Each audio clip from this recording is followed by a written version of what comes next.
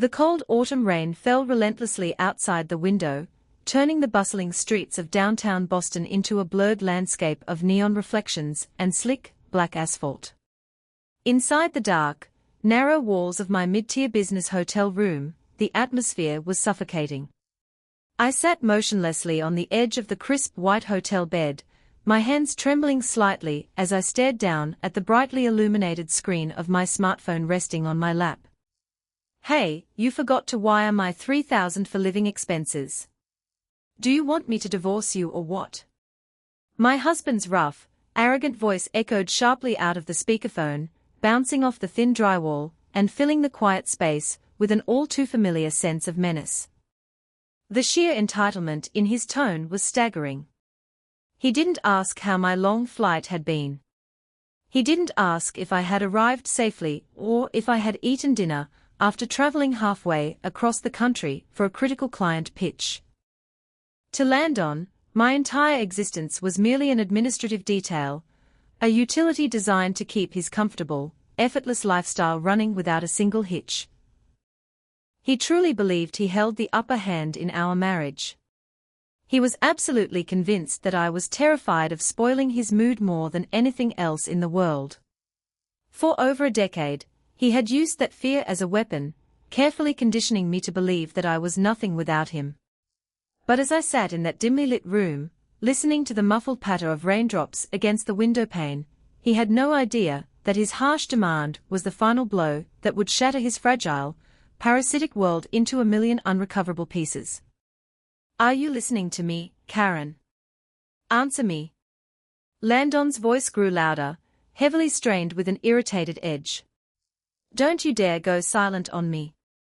I closed my eyes for a fraction of a second, swallowing the bitter taste of old regret, and forcing my breathing to stay entirely uniform. I suppressed every trace of anger, fear, and frustration, keeping my response completely flat. "I'm listening, Landon," I replied, my voice disturbingly level. "If you're listening, then speak up." He snapped, his breath raspy through the phone. "You always do this pathetic silent treatment routine. How many times have I told you not to go quiet when I'm speaking to you?" That weak, timid attitude is exactly why you're still stuck as a mid-level account manager at your firm while people half your age are passing you by. You don't have an assertive bone in your body. I heard the sharp, distinct click of his tongue against the roof of his mouth in deep disgust over the line. In the past, 6 months ago, a year ago, 5 years ago, that simple, cruel sound alone would have sent a sharp, agonizing pain straight through my chest, twisting my stomach into tight knots, and driving me to immediately apologize for things I had never done wrong. But tonight, as I listened to the man I had dedicated my entire adult life to, I felt a strange and unsettling absence of pain. The sharp edges of his insults no longer cut through my skin. Instead, a cool, quiet breeze seemed to blow straight through my heart, leaving behind a vast, empty expanse of absolute clarity. $3,000 for living expenses, right?" I asked softly, keeping my tone intentionally naive. "Yeah, 3,000. Like we agreed." Landon scoffed loudly, the sound bursting harshly through the tiny phone speaker. "That was our official monthly allowance rule, a rule forged under the guise of equitable contribution in a modern marriage. But the reality of how that money was handled was vastly different from how any normal, healthy American household operated. Landon, what exactly do you use that $3,000 for every single month?" I asked quietly, leaning forward slightly as I carefully monitored the call recording app running smoothly on my tablet sitting on the nightstand beside the bed.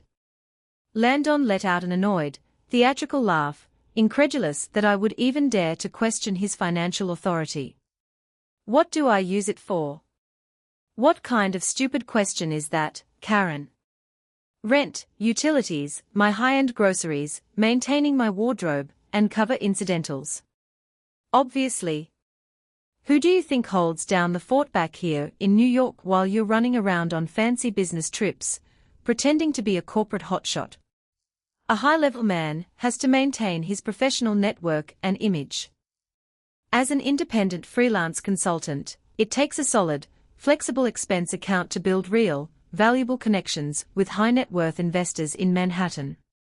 You don't understand how high-level business works, which is precisely why you'll never be anything more than a glorified corporate drone.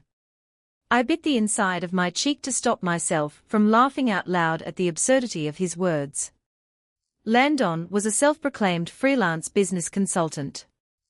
A decade ago, when we first met, he was a smooth-talking, mid-level sales representative at a rival corporate firm. Back then, he wore tailored suits, drove an expensive sports car he couldn't afford, and spoke with unbounded confidence about his brilliant future. He had promised me a life of shared ambition, mutual growth, and unwavering support. But just 3 years after our modest wedding, Landon's career took a sharp downward turn. Citing toxic workplace dynamics, jealous supervisors, and incapable subordinates, he abruptly stormed out of his firm, quitting his job without having another offer lined up. If I stay in a soul-crushing corporate environment with such an outdated, primitive culture, my natural brilliant talent will be completely wasted, he had sneered at me back then, standing in the middle of our cramped living room while I stared at him in quiet shock. I am meant for bigger things, Karen. I am going to launch my own boutique consulting agency. That was the official start of his endless, fruitless journey as a self-employed consultant. He rented a small, shared desk space in a trendy co-working hub in Midtown Manhattan, printed glossy, embossed business cards, and spent his afternoons sipping expensive artisanal coffee while browsing internet forums and social media. Naturally, no steady stream of paying clients ever materialized. Every now and then, he would perform a basic favor for a casual acquaintance and bring home a meager fee of a few $100s, parading it around the apartment as proof of his inevitable, massive success. This is just the strategic groundwork phase, he would repeat like a sacred mantra whenever the monthly rent came due. Once my major institutional deal lands, I'll bring in tens of thousands of dollars in a single contract. You just need to have faith in me. And for years, I chose to believe him. Supported entirely by my single income, our household limped forward year after year. I paid the exorbitant rent for our 2-bedroom apartment in Queens. I paid the monthly utility bills, the health insurance premiums, the groceries, the vehicle maintenance, and the credit card statements. But despite living completely off my blood, sweat, and long hours, Landon's ego was taller than the Empire State Building. You are my wife, Karen, Landon continued over the phone, his tone shifting into his familiar, condescending lecture mode. It is your fundamental duty to support your husband's budding career. When I make it big, and I will make it big, you'll reap the massive financial rewards right alongside me. Investing your salary into my potential right now is exactly what a smart, loyal wife does. You should be viewing this as an investment in our joint future, not complaining about a petty $3,000. That was his favorite speech, a masterclass in psychological manipulation that he had refined over 10 exhausting years. For the first few years of our marriage, I had tried my absolute hardest to keep that faith alive. I spent endless nights staying up late, cooking him warm meals, listening to his endless complaints about the business world, and hoping against hope that he would eventually regain his lost confidence, pull himself together, and secure a stable job. But my quiet patience was repeatedly betrayed. As the years rolled on, the monthly allowance Landon demanded from me grew steadily larger, jumping from $1,000 to $2,000, and finally settling on $3,000 every single month. That amount swallowed up the vast majority of my take-home pay after fixed expenses. Furthermore, he never once provided a clear, itemized accounting of where that cash actually went. Whenever I gently brought up the topic of budgeting or asked to review our joint financial health, he would fly into a towering rage, accusing me of micromanaging him, lacking vision, and insulting his dignity as a man. The true tragedy of the arrangement was that the lease for our apartment, the utility accounts, the internet service, and the auto insurance were all registered exclusively under my name and deducted directly from my personal bank account via autopay. That meant the $3,000 in cold, hard cash I handed over to Landon on the first of every month was pure pocket money, discretionary capital meant solely for his personal enjoyment, high-end lunches, designer apparel, and night outs. Landon, please listen to me for a moment, I said softly, resting my elbow on the desk and rubbing my tired temples. I'm in the middle of an exceptionally important business trip right now in Boston. I have an early morning meeting tomorrow with the executive team of a major corporate client. If this deal goes through, it secures my promotion to senior director. I need to focus. I don't give a damn about some petty regional client. Landon roared back, his voice crackling violently with unbridled hostility. What the hell is more important to you? My monthly living expenses and professional standing, or your stupid, worthless little job? It's completely arrogant for a woman to be jet-setting around the country on business trips anyway, playing corporate executive while leaving her husband home alone. You're sitting comfortably in a luxury hotel room, without even worrying about whether your husband has fresh food on the table. His harsh words steadily escalated into outright verbal abuse. As I sat there listening to the venom dripping from his mouth, I tried to search my memory for any remaining trace of the kind, considerate man I thought I had married over a decade ago. But there was nothing left, only an empty, narcissistic shell driven entirely by greed, insecurity, and uncontrolled rage. I stared quietly at the reflective glass of the dark hotel window. The woman looking back at me looked visibly exhausted, faint dark circles shadowed her eyes, and her pale skin showed the undeniable strain of carrying an unbearable emotional weight for 10 long years. But deep within her eyes, hidden beneath the exhaustion, a cold, steady light of unshakable resolve burned brighter than ever before. All right, Landon, I said smoothly, letting a subtle fake hesitation creep into my voice. But I don't have my secure digital banking token with me on this trip. I left it in my desk drawer at home, so I can't initiate an instant, large-scale wire transfer right this second through the mobile app. I'll have to physically walk into a local bank branch downtown during a break in my meetings tomorrow afternoon. Tomorrow afternoon? Landon shrieked in utter disbelief. Are you out of your mind?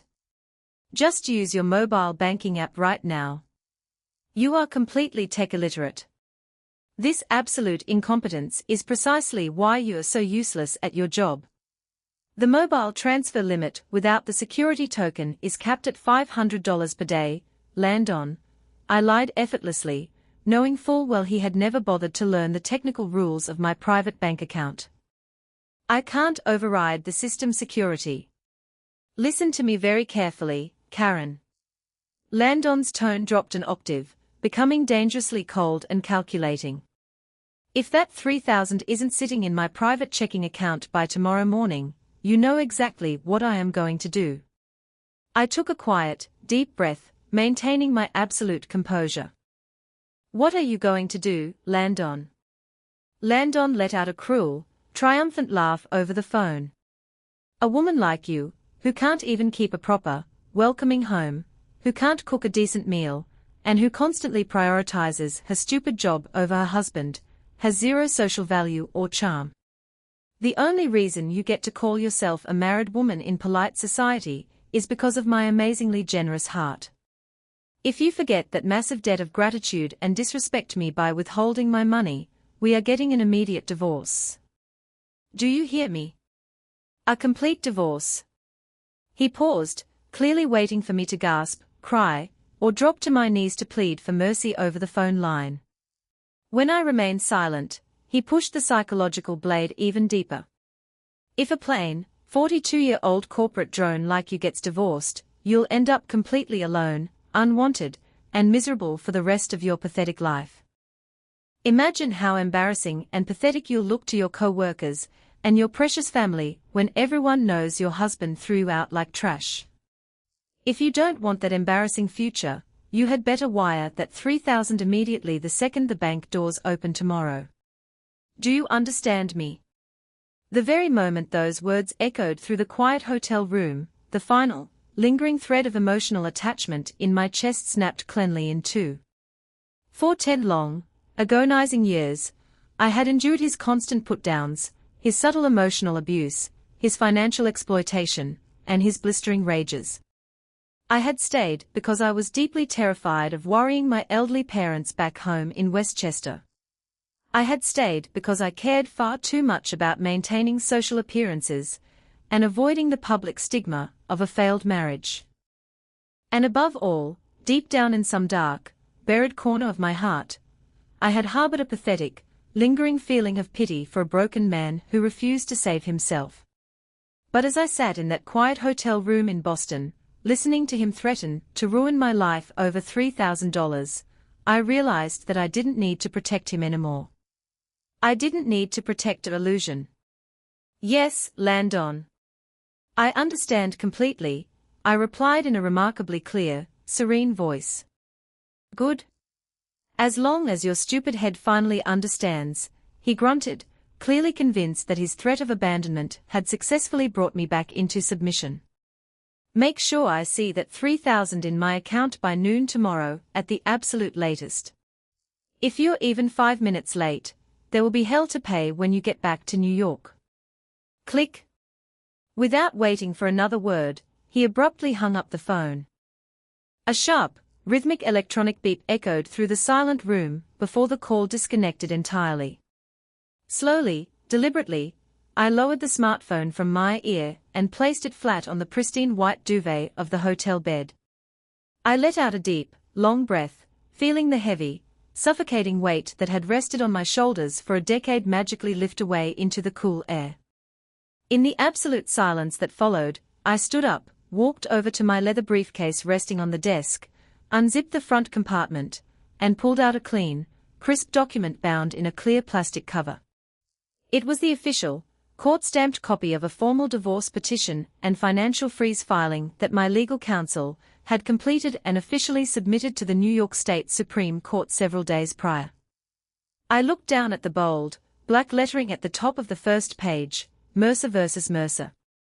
Landon. You really don't see anything at all, do you? I whispered softly to the empty, quiet room. Outside the heavy glass window, the cold autumn rain had grown significantly heavier, beating forcefully against the pane like a relentless drumbeat. Tomorrow morning, my professional business in Boston would be finished. Tomorrow morning, my formal legal process against Landon would commence. Tomorrow, everything would finally come to an abrupt, decisive end. I walked back to the nightstand, powered down my smartphone completely, and closed my eyes. As I lay down on the bed, quietly anticipating the wild, chaotic storm of events that was about to unfold back in New York, I didn't feel a single trace of fear, anxiety, or doubt. Instead, I felt an unprecedented, overwhelming sense of inner peace. The heavy curtain was finally rising on my daring escape from 10 suffocating years of marital captivity. But little did I know, the story was far from over. Landon's reckless, arrogant behavior the following morning would trigger an explosive, chaotic chain of events far beyond anything even I could have anticipated. The next morning, I woke up naturally at 5:45 a.m., a full 15 minutes before my smartphone alarm was scheduled to sound. Thin, pale grey morning light filtered softly through the narrow gap in the heavy blackout curtains, illuminating the neat, orderly hotel room. As I sat up in bed, the crisp white sheets rustled quietly around me. My mind was strikingly clear, entirely free of the foggy anxiety that usually plagued my mornings back in New York. However, the harsh, metallic echo of Landon's toxic phone call from the night before still lingered vividly in my memory. "Hey, you forgot to wire my $3,000. Every single time those words resurfaced in my thoughts, a quiet, dry laugh welled up deep inside my chest. To the rest of the professional world, I was Karen Mercer, a 42-year-old senior account director at one of the premier supply chain management and logistics consulting firms in Manhattan. Assigned to our high-stakes corporate enterprise division, I had spent over 15 years steadily building an impeccable reputation, managing multi-million-dollar logistics contracts, and winning the deep respect of industry executives across the East Coast. My professional style was never loud or boastful. It was rooted in immaculate organization, absolute reliability, and ironclad financial discipline. Landon, on the other hand, was 44 years old, though he possessed the emotional maturity of a volatile teenager. When we first met at an industry mixer in Midtown Manhattan, he was working as an energetic sales manager for a mid-sized financial services company. He was charming, tall, and spoke with an intoxicating grandiosity that masked his deep-seated insecurities.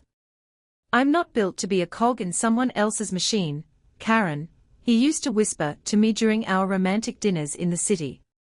"I'm going to build my own consulting empire and become an industry leader. Just watch me." To a younger, somewhat naive version of myself, his wild ambitions had seemed thrilling, powerful, and wildly attractive.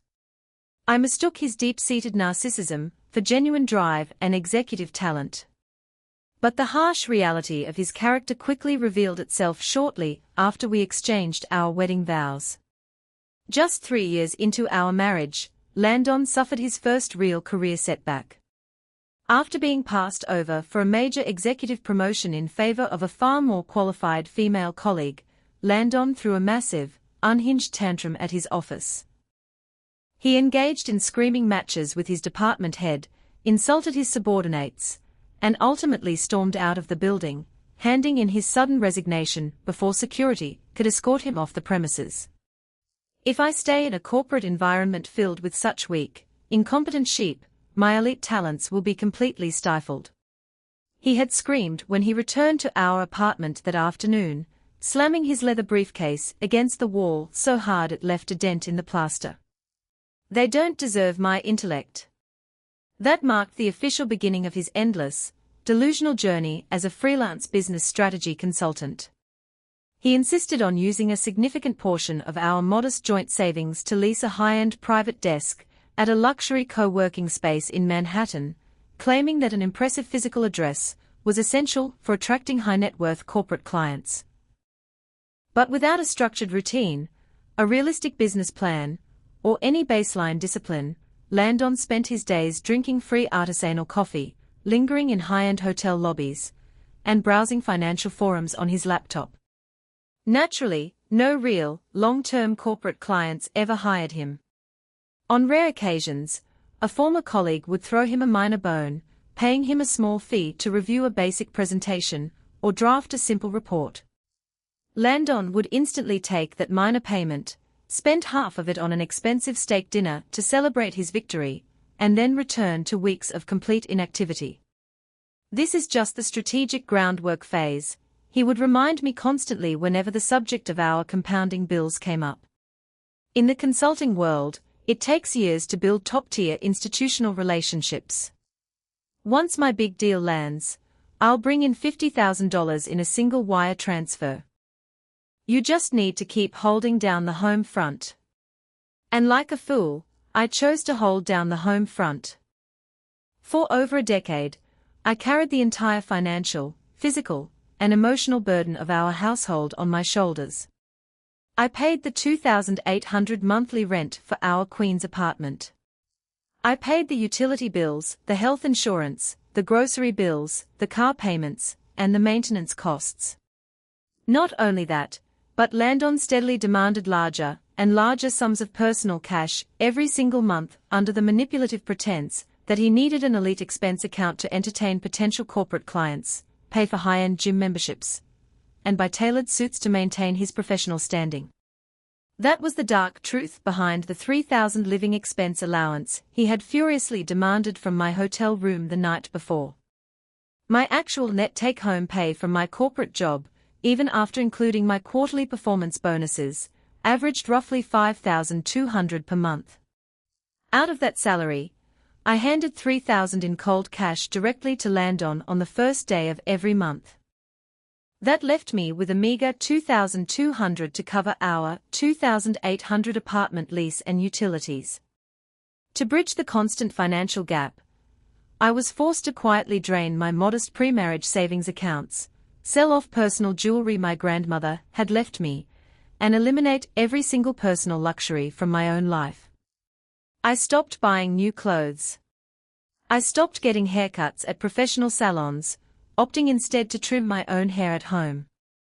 I stopped meeting my old college friends for casual dinners because I couldn't afford a $20 appetizer. Meanwhile, Landon walked around Manhattan in $300 leather shoes, boasting to anyone who would listen about his thriving boutique agency. Why did I allow myself to be exploited to such a horrifying degree for 10 long years? Looking back now with total psychological clarity, it was the classic result of long-term, systematic emotional conditioning, a textbook case of severe domestic gaslighting. Day after day, month after month, Landon relentless attacked my self-esteem, slowly chipping away at my confidence until I was a shell of my former self. "You are fundamentally incompetent, Karen," he would spit at me whenever I made a minor mistake around the house. "If I weren't constantly coaching you behind the scenes and teaching you how to act like an executive, your company would fire you in a heartbeat. Look at yourself," he would sneer, eyeing me up and down with disgust as I dressed for work. "You're getting old, your skin is looking tired, and you've completely lost your appeal. Do you honestly think any other high-value man in New York would ever look twice at a plain, boring woman like you? You should be on your hands and knees every single day thanking God that a man of my caliber remains your husband."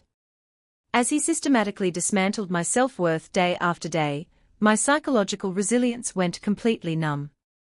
I became thoroughly convinced that our financial struggles were entirely my fault, that I was inherently lucky to have him, and that if I just worked harder, took on more overtime, and provided him with more financial support, he would finally regain his standing, love me again, and fix our broken marriage. My elderly parents back home in Westchester County had noticed that something was deeply wrong years ago. Whenever I visited their quiet suburban home, during the holidays, my mother would stare at my thin, pale face and tired eyes with profound, heartbreaking concern. "Karen, sweetheart, are you truly okay?" My mother would whisper softly, taking my cold hands in hers while Landon was in the other room watching sports on their television. "Is Landon actually contributing to the household expenses? You look so terribly exhausted all the time." But I would force a fake, cheerful smile, squeeze her hands, and lie straight to her face. "I'm totally fine, Mom. Landon is just working extremely hard right now building his firm. Consulting takes a lot of upfront time and energy, but everything is going to be wonderful very soon." I lied because I couldn't bear the thought of causing my aging parents any unnecessary pain or anxiety. But more than that, I lied because I was utterly terrified of facing the horrifying reality that the marriage I had chosen, fought for, and sacrificed my entire youth to preserve was an absolute, unmitigated failure. That hellish, draining cycle continued uninterrupted for over 10 years. My physical and mental health were pushed to their absolute limits. Getting out of bed every morning felt like lifting a mountain, and there were countless afternoons at my corporate office where I would quietly lock myself inside a private bathroom stall just to silently sob into a paper towel before washing my face, reapplying my makeup, and stepping back into executive meetings with a composed smile. The absolute turning point, the moment the blindfold was violently ripped from my eyes, arrived exactly 3 months ago. It was a rainy Tuesday evening back in our Queens apartment. Landon had taken a shower and left his personal iPad lying face up on the marble coffee table in the living room. Normally, I respected his privacy and never looked at his personal devices. But suddenly, a bright push notification popped up on the center of the screen, accompanied by a loud chime. I happened to be walking past the coffee table carrying a basket of laundry. My eyes casually drifted down to the screen, and in an instant, my blood ran completely cold. The notification was a text message from a saved contact named Belle. The preview text read, "Thank you so much for the gorgeous, romantic dinner at Le Bernardin last night, Landon. Heavy black heart # I seriously can't wait for our private weekend trip to Miami next month. Please make sure my monthly allowance is a little extra generous this time, okay babe? Love you. I stood completely frozen in the middle of the living room, the laundry basket slipping from my numb hands and tumbling onto the rug. I picked up the tablet with trembling fingers. Landon had lazily left the device unlocked. I opened the messaging application and scrolled through months, years, of archived chat logs, photos, and digital bank receipts. The woman was named Belle. She was 26 years old, a full 16 years younger than me, and 18 years younger than my husband. As I scrolled through the detailed messages, the horrifying truth revealed itself in excruciating detail.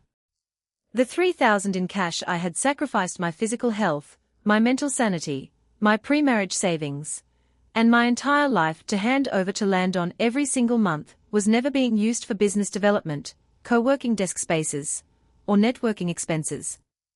It was being used to fund an elaborate, secret double life. Landon was using my hard-earned money to pay for high-end romantic dinners, luxury hotel suites in Manhattan, expensive designer handbags, weekend trips to tropical resorts, and a regular monthly allowance for his young mistress. In his texts to Belle, he portrayed himself as a wealthy, unmarried venture capitalist who generously took care of his favorite young girl. In that exact, harrowing instant, something deep inside my soul shattered, but it didn't shatter into weak, helpless pieces. It shattered like tempered glass, leaving behind an icy, razor-sharp edge of total clarity. I didn't cry. I didn't scream.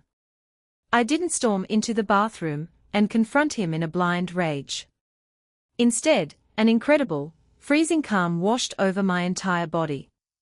A calculating, lethal rage, accompanied by a fierce, unyielding resolve, welled up from the absolute bottom of my soul. I gently placed the iPad back onto the coffee table in the exact angle I had found it, picked up my laundry basket, and walked back to the bedroom. From that exact night forward, I operated completely under the radar.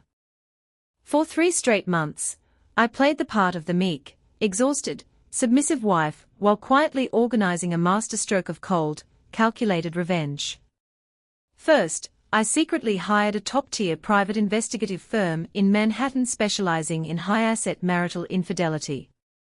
Over 12 weeks, the investigators compiled a bulletproof, 300-page dossier containing high-resolution photographs, hotel receipts, flight itineraries, and credit card traces documenting every single penny Landon had stolen from our household to fund his affair with Belle.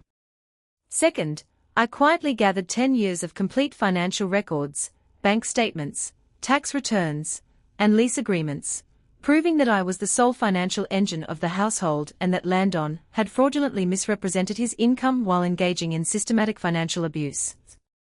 Third, I retained Arthur Pendleton, one of the most formidable, feared matrimonial trial attorneys in New York City. Together, we drafted a comprehensive legal strategy designed not just to secure a divorce, but to completely bankrupt Landon, hold him civilly liable for conversion of funds, and strip him of every single legal protection he thought he possessed. This current corporate trip to Boston was never just a standard business assignment. For me, it was the perfect, highly calculated operational cover. It provided me with a rock-solid, ironclad alibi while my legal team quietly filed the court papers back in New York, initiating the total destruction of Landon's life. BZZZZ, BZZZZ. The loud vibration of my smartphone on the nightstand shattered my thoughts, cutting through the quiet morning air. I leaned over and looked down at the screen. It was a new text message from Landon. I swiped open the screen and read his words. Karen, I know you're awake, you useless bitch. Wire the $3,000 the absolute second the bank opens its doors today. If I don't see a confirmed deposit notification in my account by 9:30 a.m. sharp, I am personally calling your old parents in Westchester and spilling every single one of your disgusting, embarrassing secrets to them. Let's see how much they enjoy hearing about how their failure of a daughter can't even keep her husband happy. Stop messing around with me. If you don't wire the money right now, I swear to God I am dumping every single piece of your personal clothes and belongings straight into the building's giant garbage dumpster on the street. As I finished reading his frantic, threatening message, a cold, serene smile spread slowly across my face. What a truly, endlessly foolish man. I stood up from the plush hotel bed, walked over to the tall glass window, and pulled back the heavy blackout curtains completely. The cool morning air vibrated against the double-paned glass. The heavy, dark rain from the night before had finally stopped, and bright streaks of gold and brilliant blue were breaking through the dispersing autumn clouds over the Boston skyline. It was the official start of a brand new day. And for Landon, it was the absolute beginning of an unmitigated, inescapable nightmare. I walked into the bathroom, turned on the hot water, and meticulously prepared myself for the day ahead. I applied sharp, elegant makeup, styled my dark hair into a tight, professional bun, and put on a perfectly tailored, dark navy executive business suit paired with sharp black heels. I turned and looked at my reflection in the full-length mirror hanging on the bathroom door. The woman looking back at me was no longer the frightened, trembling, emotionally battered victim of the past decade. She was a confident, sharp, and ruthless corporate director stepping into the arena to reclaim her life. Let's get started, I whispered softly to my reflection. I grabbed my leather briefcase, stepped out of my hotel room, and let the heavy door lock securely behind me. I couldn't wait for Landon's next desperate call. The exact moment he finally realized he was standing on the edge of a jagged, crumbling cliff was rapidly approaching, and I was going to enjoy every single second of his fall. By 10:15 a.m., I stepped out of the massive glass doors of my corporate client's headquarters in downtown Boston into the crisp, autumn air. The high-stakes contract negotiations had gone remarkably well. My strategic presentation had completely won over their executive board, securing an exclusive, 5-year supply chain logistics management contract for my firm valued at several $1 million. My CEO back in Manhattan had already sent me a glowing congratulatory text message, promising a significant corporate vice president promotion and a massive salary increase starting the following quarter. The professional triumph filled me with a deep, invigorating sense of confidence and total self-worth that I hadn't felt in over a decade. However, inside my coat pocket, my smartphone was vibrating incessantly on silent mode. I pulled out the device and checked the screen. Exactly as I had anticipated, there were 15 missed calls from Landon, alongside a red badge displaying over 20 unread text messages on my primary messaging application. I walked calmly across the plaza to a quiet, empty wooden bench in a nearby public park, sat down, adjusted my suit jacket, and opened the message thread. A relentless barrage of vicious, unhinged insults filled the entire screen. Where the hell are you? It's already past 10 a.m. The $3,000 still isn't in my account. Are you intentionally mocking me, Karen? Answer your damn phone. If you think you can play these pathetic little power games with me, you are dead wrong. I have my own ways of bringing you to your knees. I am calling your parents in Westchester right now. I'm going to tell your father what a worthless, pathetic failure of a daughter he raised. Enough is enough, you useless piece of trash.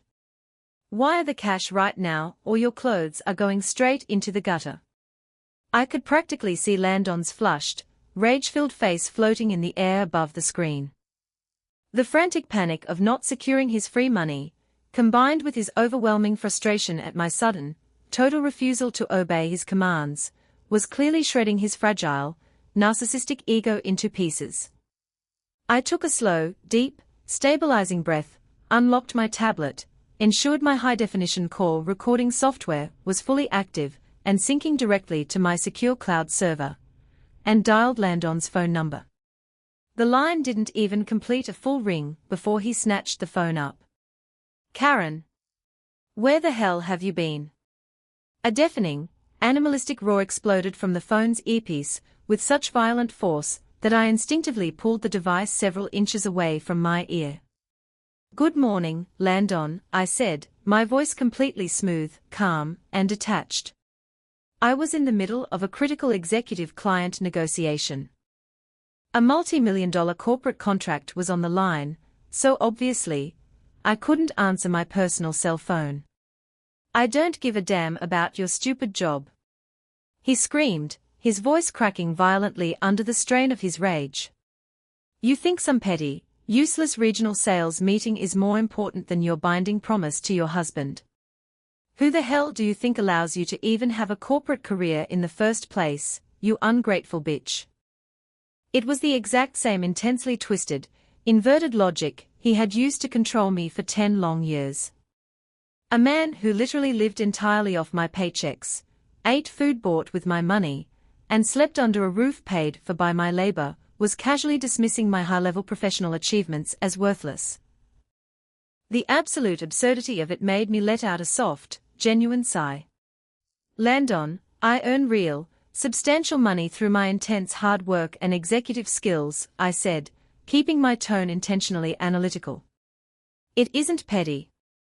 That money is the sole reason our apartment exists, and the sole reason you have food on your plate every day." "Shut up. Shut your disgusting mouth," Landon shrieked over the line. "You aren't earning anything on your own merit. You only manage to keep that corporate job because I constantly mentor you behind closed doors and tell you how to navigate office politics. You're nothing without my guidance. Don't you dare get arrogant with me, you absolute parasite." "A parasite?" I sat quietly on the sunny park bench, watching autumn leaves drift slowly down to the pavement, genuinely marveling at his complete lack of self-awareness. Landon's psychological projection and cognitive distortion had reached an entirely irreparable, clinical level. He had repeated his own lies for so long that he genuinely believed he was the brilliant provider, and I was the useless burden. "Well, did you wire the money yet or not?" he demanded aggressively, completely unable to conceal the underlying desperation in his voice. No doubt he had an expensive afternoon date scheduled with Belle. If he didn't secure a fresh lump sum of cash immediately, he wouldn't be able to pay for their high-end hotel reservation or maintain his fake billionaire persona in front of his young mistress. "No, Landon. I haven't wired it yet," I said flatly. "What? Do you have any bloody concept of how furious I am right now?" he yelled, sounding like he was pounding his fist against a table back in New York. "Stop messing around and open your banking app to transfer $3,000 to my checking account this instant." "As I explained to you very clearly last night," I replied evenly, "I am out of state in Boston, and I do not have my physical security token with me. I also do not have time between my executive meetings to physically visit a local bank branch downtown. I cannot execute any manual transfers until my corporate itinerary is finished." As I calmly laid out my reasons, Landon let out a low, terrifying growl over the line, the sound of a predator realizing his prey was no longer flinching at his snarl. "So you really want a divorce, huh?" he spat out, his voice dropping into a sinister, menacing register. "Fine. You brought this on yourself, Karen. I just gave your precious, fragile parents back in Westchester a very long, very detailed earful." A dark, malicious sense of triumph dripped from every single word he uttered. I felt a faint, cold prickle at the back of my neck, but I kept my voice steady. "You called my parents?" "Yeah, I did." Landon laughed maniacally. "I called your precious little mom and dad directly on their home phone just 10 minutes ago. I told them their pathetic daughter is completely abandoning her marital duties. I told them you refuse to handle our household finances properly, that you're acting like a selfish monster, and that you're probably out of town sleeping around with another man under the fake pretense of a business trip. I told your father to take full responsibility for raising such a useless, broken daughter, and wire me 3,000 immediately to cover the damages." Landon paused, letting out another loud, arrogant chuckle. "Your old, fragile folks were practically trembling on the other end of the line, Karen. They were terrified of their daughter's disgusting public scandal. They were stuttering and apologizing over and over again for your terrible behavior. How does it feel, huh? How does it feel to know that your incompetence is publicly humiliating your own aging parents?" The exact moment those words reached my ears, any tiny, microscopic shred of human pity or hesitation I had left for Landon vanished completely from my universe. He had crossed the ultimate line. He had targeted my elderly, innocent parents, a sweet, vulnerable couple in their 70s, using them as financial hostages, screaming at them and harassing them in their own peaceful home just to extort cash from me. It was a vile, unforgivable act of pure cowardice. Yet, I didn't scream. I didn't cry out in rage. I didn't lose my temper. Instead, my tone grew freezing cold, colder than the icy autumn wind blowing through the Boston park. "So you actually called my parents," I said slowly. "Damn right I did." Landon shouted, thoroughly misinterpreting my cold tone as terror. "Now you finally realize how serious I am. Even your own mother and father don't want to deal with damaged goods like you. If you don't wire that cash right now and get on your knees to beg for my forgiveness, I am going to drive straight up to Westchester, knock on their front door, and force them to drain their retirement accounts to pay me what you owe me." Landon's violent threats had officially crossed from marital bullying into straightforward, felony criminal extortion. But the profoundly foolish man remained completely clueless.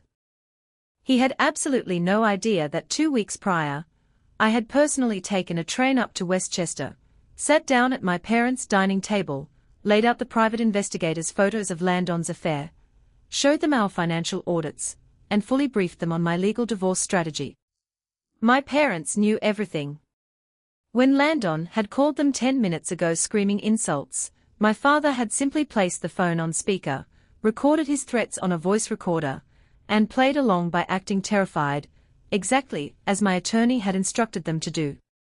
"Landon," I said, a soft, dangerous smile playing on my lips. "Thanks to you calling my parents, I can finally take my absolute next step without a single second of hesitation."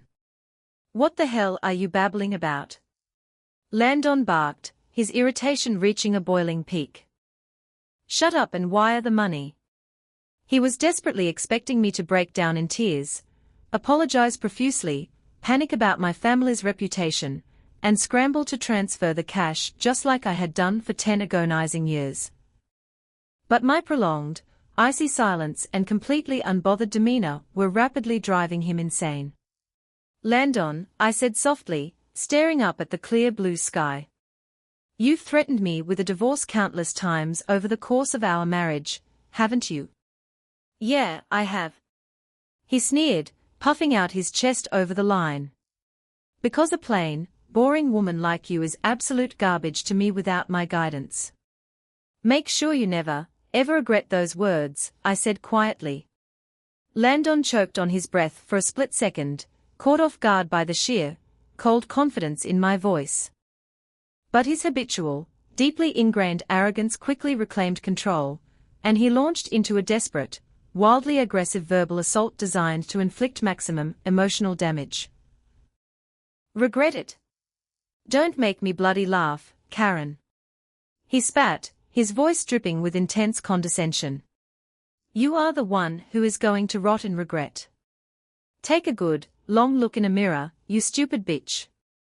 You're a plain, 42-year-old corporate drone with a pathetic, mediocre job. What the hell happens to a woman like you when an elite, high-value man like me dumps you onto the street? Nobody in New York is ever going to look twice at leftover trash like you. You're going to end up alone, dying in a miserable apartment with 20 cats."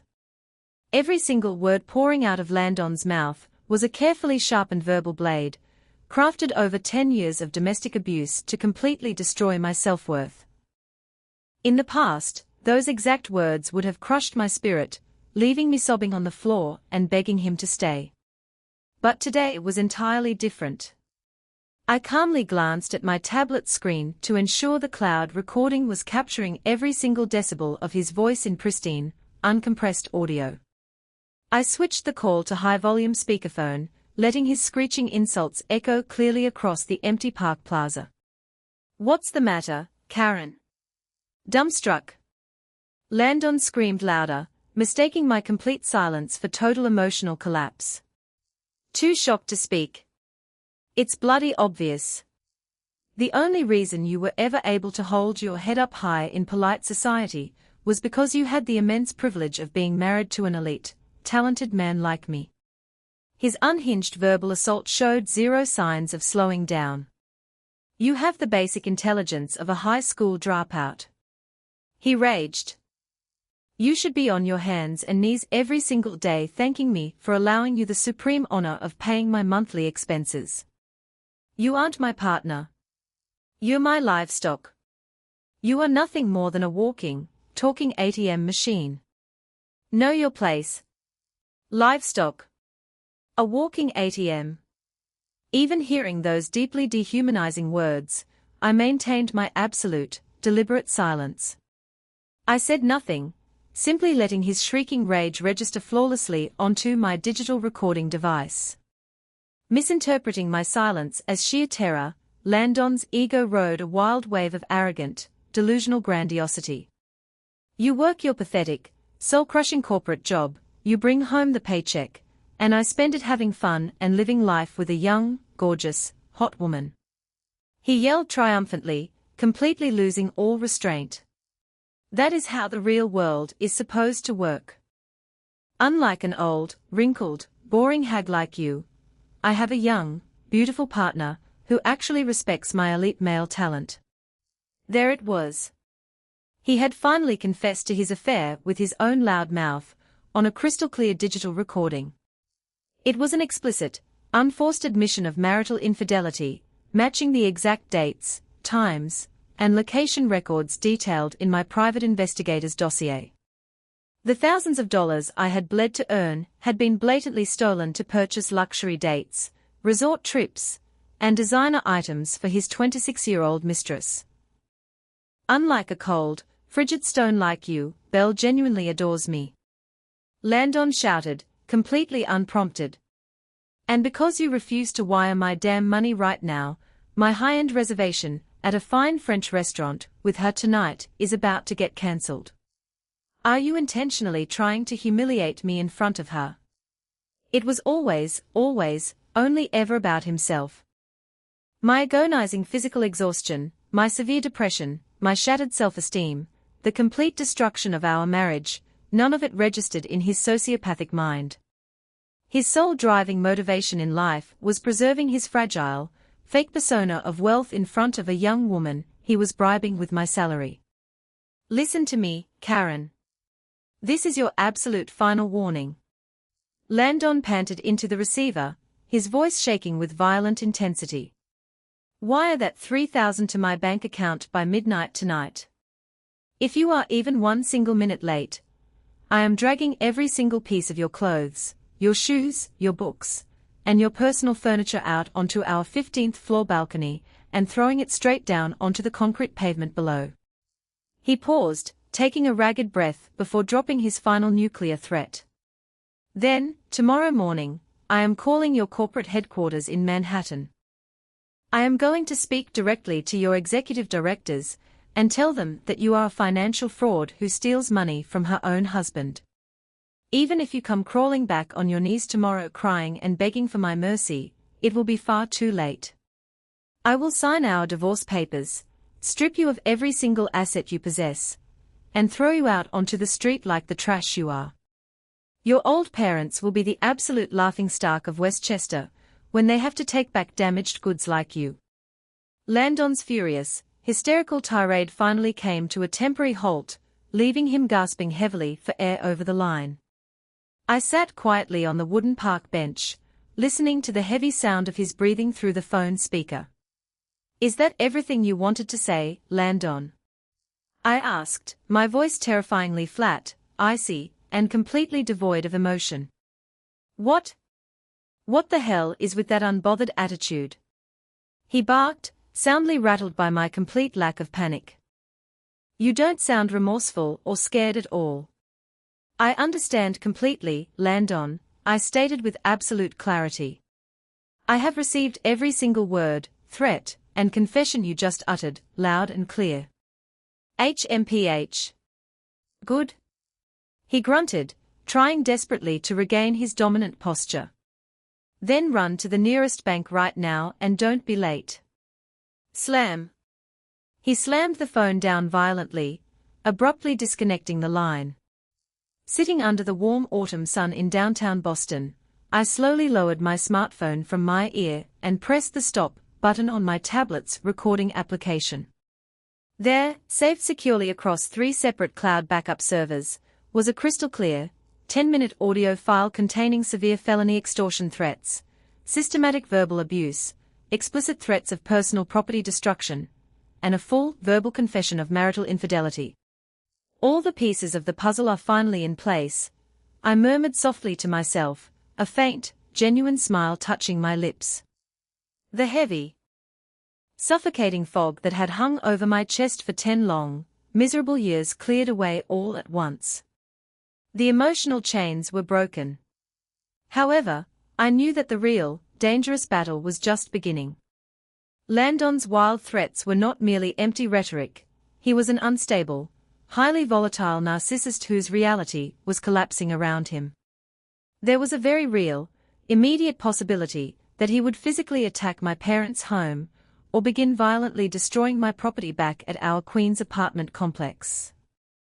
I stood up from the park bench, slid my smartphone and tablet back into my leather briefcase, and began walking purposefully toward my next executive meeting. The bright Boston streets seemed infinitely brighter, sharper, and more vibrant than they had just 2 hours ago. The suffocating trap had finally opened, and I was about to walk out into total freedom. That evening, after concluding my final professional duties and debriefing my executive team, I returned to my hotel room around 6:30 p.m. The moment I unlocked the door and stepped inside, my smartphone began flashing wildly on the nightstand. It wasn't Landon's number. Instead, the screen displayed an incoming call from an unfamiliar, unsaved New York area code. I set my briefcase down, walked over, and cautiously swiped the green answer button. "Hello," I said crisply. Immediately, a high-pitched, young woman's voice poured out of the earpiece. She was hyperventilating, her voice shaking violently with pure, unadulterated panic. It was a voice I had never heard in person, yet her identity was instantly obvious to me. Is this Karen?" She gasped out, sobbing hysterically. "Oh my God, please tell me this is Karen. It's an absolute emergency. Landon he's completely lost his mind. He's insane." I kept my phone firmly against my ear, stepping over to the desk with complete composure. "May I ask who is calling?" I inquired, keeping my tone perfectly professional and calm. "My name is Belle." She blurted out, no longer trying to hide her identity. I'm Landon's partner. I was seeing him. Please, you have to listen to me." Belle, the 26-year-old mistress, whose photos and personal details were sitting inside my attorney's safe back in Manhattan. I hadn't anticipated her calling me directly, but her sudden panic indicated that Landon's mental breakdown was accelerating faster than expected. "I know exactly who you are, Belle," I said flatly. "What happened with Landon? He's completely out of control." Belle shrieked, her voice echoing with real, genuine terror. "When you didn't wire that $3,000 into his account this afternoon, he flew into a complete blind rage. He started throwing chairs around his office, screaming and swearing like a lunatic. He kept yelling that you were trying to ruin his life, and that he wasn't going to let you get away with it." She paused, taking a ragged, sobbing breath over the line. Then Then he started screaming that he was going to drive straight up to your parents' house in Westchester right now. He said he was going to break into their home, smash their safe open, and forcefully take their cash and valuables himself to cover his money. My eyes narrowed sharply, as a wave of cold intensity rushed through my veins. Go on, I commanded coldly. I didn't want to get dragged into a literal, violent crime. Belle cried out desperate. I tried to grab his arm and stop him from leaving the apartment, but he flew into a rage, screamed at me, shoved me violently onto the floor, jumped into his car, and sped off toward Westchester. He was driving like a maniac. I was so terrified that he was going to kill someone, or get me arrested, as an accomplice that I snuck into his desk drawer, found your emergency contact number on an old document, and called you. He is completely unhinged, Karen. You have to stop him.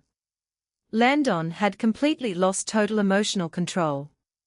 Fueled by explosive, narcissistic rage and desperate financial panic, he was currently speeding up the highway toward my aging parents' quiet suburban home, explicitly intending to commit violent home invasion and felony robbery. Westchester County was roughly an hour's drive north of Manhattan. Stranded inside a hotel room in Boston, it was physically impossible for me to physically intervene or reach the house before him. For a fraction of a second, a cold spike of panic flared in my chest. But my intensive legal preparations immediately took over, cutting through the panic with surgical precision. Belle, I said, my voice shockingly steady and authoritative. Thank you for informing me of his actions. Because you called me and warned me, I will ensure my legal team does not name you as a co-conspirator in his upcoming criminal charges. I strongly advise you to gather your personal belongings, block his number, cut all ties with him immediately, and stay as far away from him as humanly possible. Yes. Yes. I swear I had no idea he was actually crazy and broke. Belle sobbed. I'm so sorry. I'm blocking him right now. I immediately ended the call and dialed my mother's mobile phone number. Ring, ring, ring. The line rang repeatedly without an answer. Cold sweat broke out across my palms. My heart hammered against my ribs. Please answer the phone, Mom. Please. On my third consecutive attempt, the line finally clicked open. Hello. Karen, sweetheart. My mother's gentle, relaxed voice sounded through the speaker. Honey, what's wrong? Why are you calling so many times back to back? Hearing her calm voice instantly relieved the sharpest edge of my panic, but I kept my tone intensely urgent. Mom?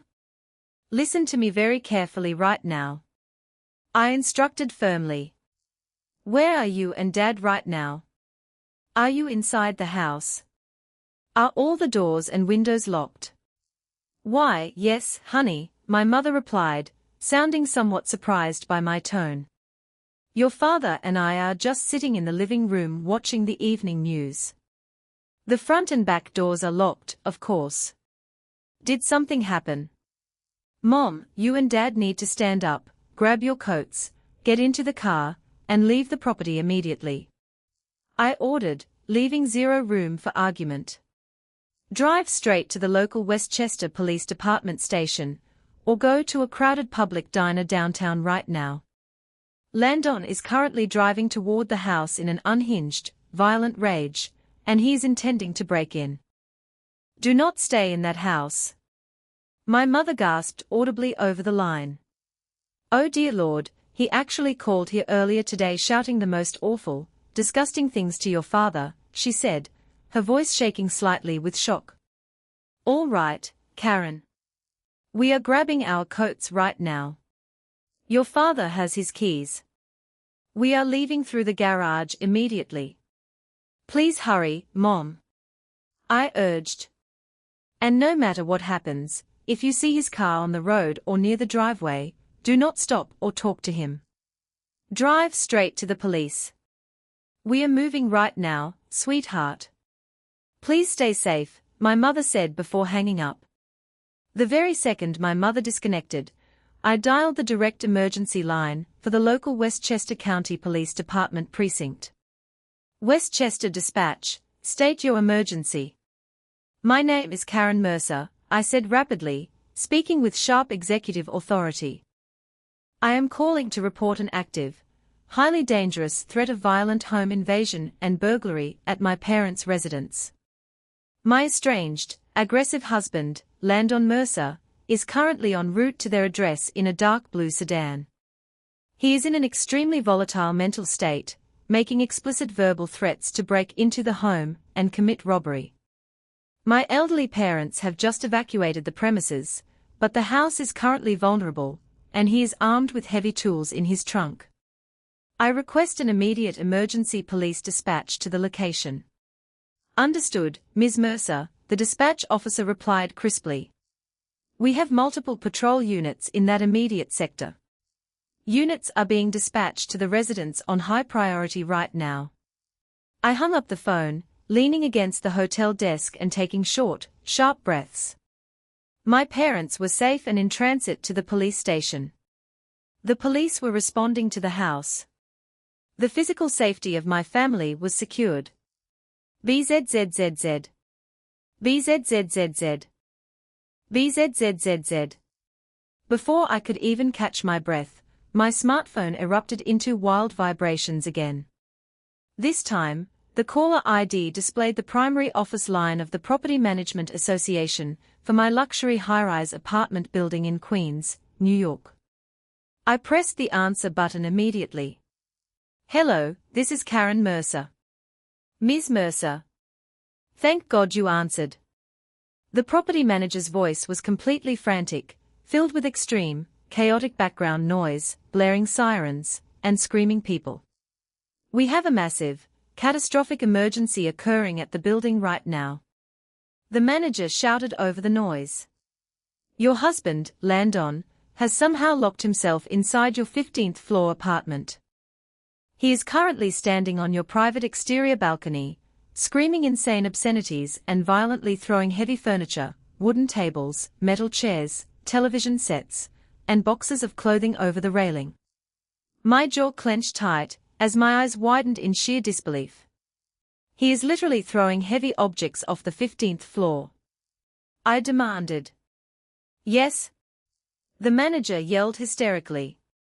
Items are raining down directly onto the main public sidewalk and street lights below. A heavy wooden bedside table almost smashed through a passing pedestrian's head. The entire street is in absolute chaos. People are screaming, traffic is completely blocked, and 3 parked cars have already been crushed. We have already called 911, and NYPD riot officers are arriving on the scene right now, but he has barricaded the apartment front door from the inside. Just as he had violently threatened on our recorded phone call, Landon had returned from his failed attempt to intercept my parents, locked himself in our apartment, and launched into a full-scale, destructive destruction of my physical property, endangering dozens of innocent pedestrians in downtown Queens. I felt a cold sweat break out across my forehead. Stranded nearly 200 miles away in a hotel room in Boston, I was completely powerless to physically stop the destruction of my apartment building or restrain my unhinged husband. Mr. Davis, I said, forcing my voice into absolute authority despite the chaotic panic inside my chest. Please listen to me carefully. Cooperate fully with the NYPD officers on site. Give them total authorization to breach the apartment door immediately. Prioritize the physical safety of the residents and pedestrians above all else. I am currently stuck in Boston on corporate business and cannot physically reach Queens for several hours, but I am contacting my legal defense team right now. Please hurry, Ms. Mercer. The NYPD is preparing to breach. The manager shouted before the line cut out amidst the loud sound of blaring police sirens. I slowly lowered the phone, slumping heavily onto the edge of the hotel bed. My parents were fleeing their home in the dark. My apartment building was a violent, chaotic crime scene surrounded by NYPD police officers. My neighbors were in extreme danger, and my life's personal belongings were currently being smashed onto the concrete 15 stories below. Despite all my careful, meticulous planning over the past 3 months, a violent narcissist's total psychological collapse was escalating into absolute, unmitigated chaos. Alone in that Boston hotel room, a profound wave of terrifying isolation washed over me. It would take at least 4 hours to get back to New York, even if I caught the fastest express train. In that time, everything I owned could be completely destroyed, and my family's name dragged through public scandal. No, I thought fiercely, biting my lip hard until I tasted a faint trace of copper. No. I am not a helpless victim anymore. I will not sit here and tremble in fear. This explosive, violent breakdown was not the end of my life, it was Landon's ultimate, irreversible self-destruction. He was handing me every single piece of absolute criminal and civil evidence required to legally, financially, and permanently destroy him. With firm, steady hands, I dialed one final, critical number. The call connected on the second ring.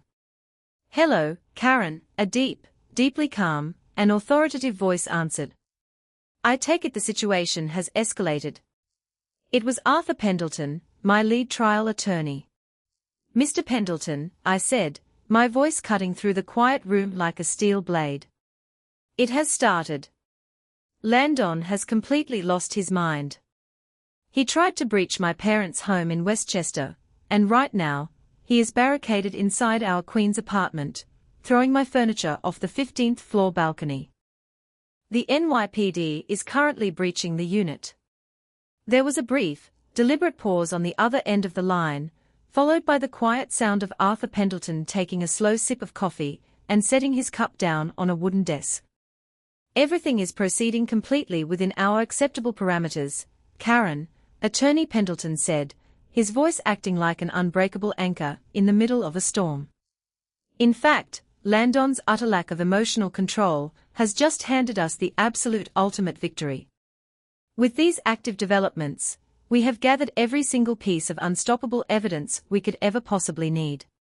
He cleared his throat, his tone shifting into that of a seasoned tactical general. "Take a deep breath, Karen.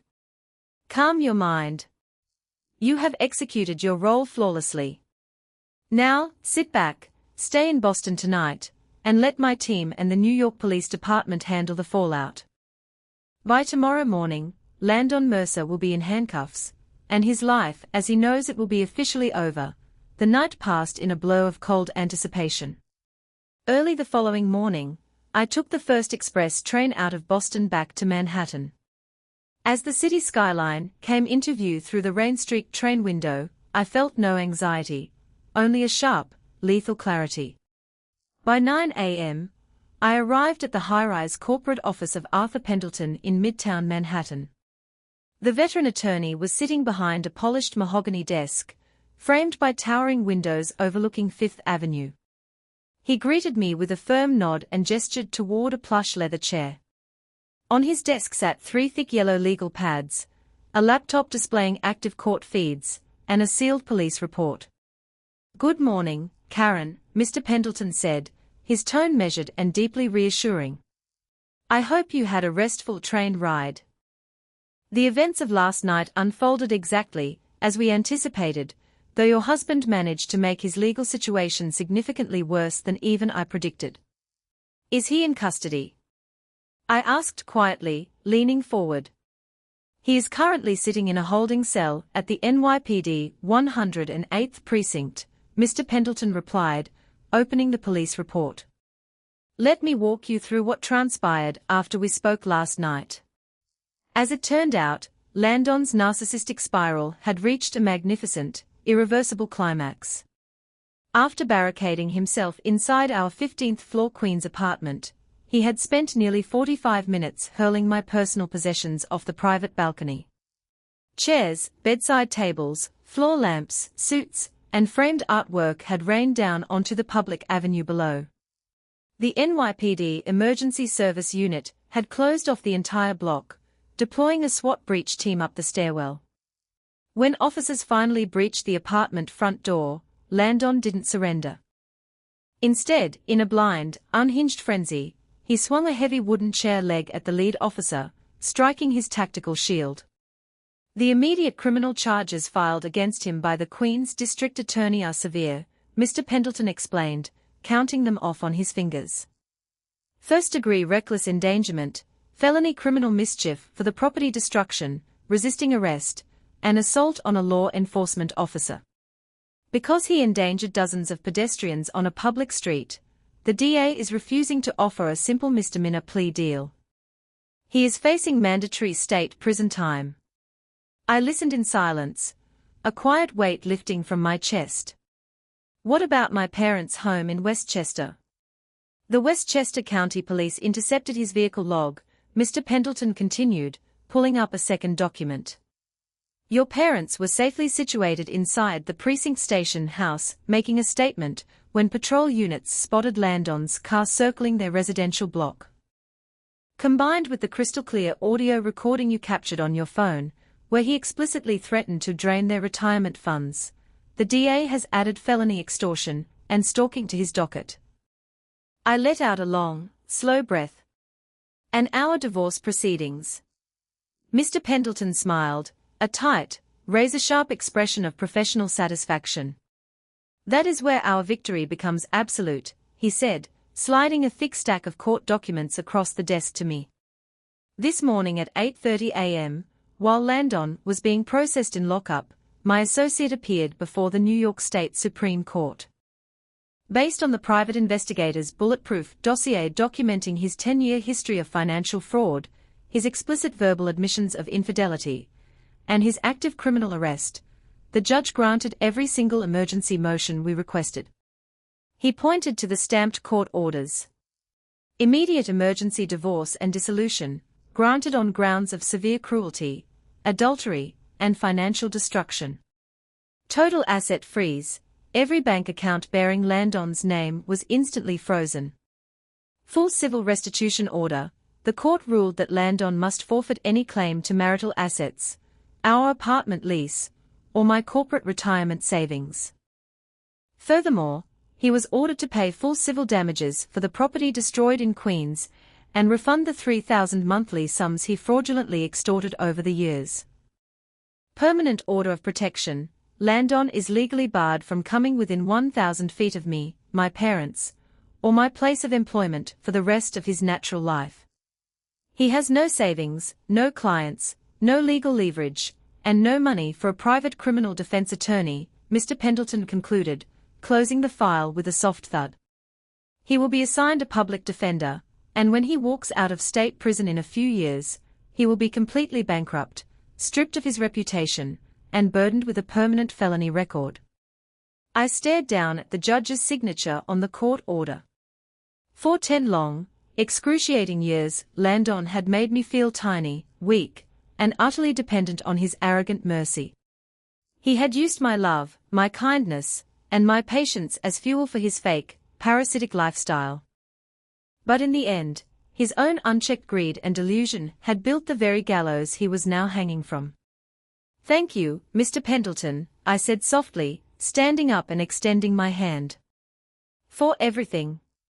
You did the hard work, Karen, the veteran lawyer said, shaking my hand warmly. You survived it, and you fought back with absolute intelligence.